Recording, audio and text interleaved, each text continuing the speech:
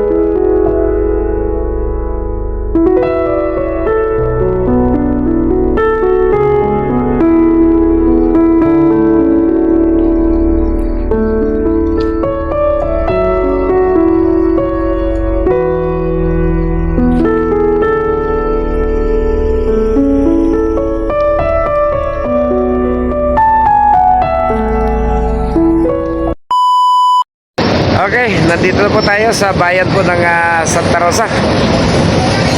Ayan, jackpot ang nagtitinda ng mga Ricardo. Lapit na po ito sa highway.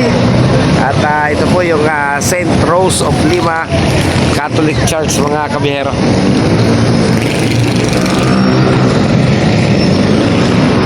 So, ganda ng kanilang last supper dito.